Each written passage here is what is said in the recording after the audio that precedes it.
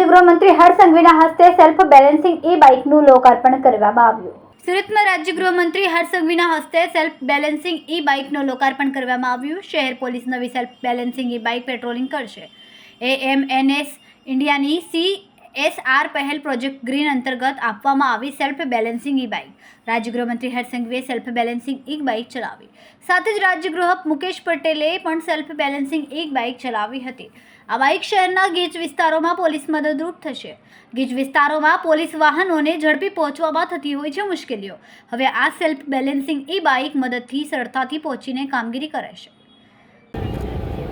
AMNSના CSR project માટે સુરત પોલીસે એક ટેકનોલોજી ઈ બાઇકિંગ કે પછી ઈ મોબિલિટીમાં એક ખૂબ જ મહત્ત્વનો નિર્ણય લઈને AMNSના ગ્રીન પ્રોજેક્ટ અંતર્ગત ફિગો આ ઇલેક્ટ્રિક સેલ્ફ બેલેન્સિંગ બાઇકની જે વ્યવસ્થા કરવામાં આવી છે,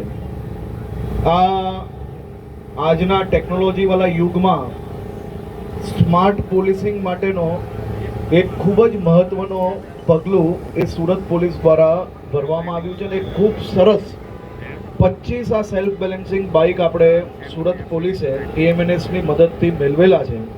આપ જોઈ શકો છો કે જે વિસ્તારની અંદર ખાસ કરીને જે શોપિંગ એરિયા હોય, જ્યાં ટ્રાફિક હોય, જે માર્કેટ એરિયા હોય, જે રેગ્યુલર જ્યાં કાર્યક્રમો થતા હોય એવા એરિયામાં પોલીસે ગાડીમાં પહોંચવું એ ખૂબ સમય લાગતો હોય છે અને ટ્રાફિકમાં બી ક્યાંક ને ક્યાંક ગાડીઓ નીકાળવાની ખૂબ તકલીફ પડતી હોય છે।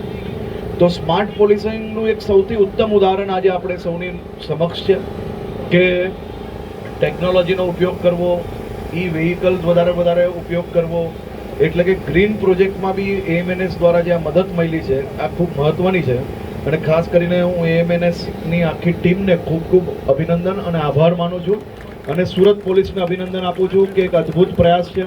આ જ પ્રકારે આપણે ટેકનોલોજીમાં મોબિલિટીમાં બધી જ વસ્તુઓની અંદર નવા પ્રયોગો કરીને લોકોને સાથે રાખીને એક પછી એક મહત્ત્વના આયામો આપણે શેર કરવાના। ત્યારે શહેરીજનોને ખૂબ અભિનંદન। આપણી શહેરની સ્માર્ટ પોલીસને હવે માત્ર બોલેરો કે બાઇક કે પછી PCR વેન નહીં, પરંતુ આ સ્માર્ટ સેલ્ફ બેલેન્સિંગ બાઇકમાં બી સુરત શહેર પોલીસને આપ સૌ લોકો જોઈ શકશો। આભાર।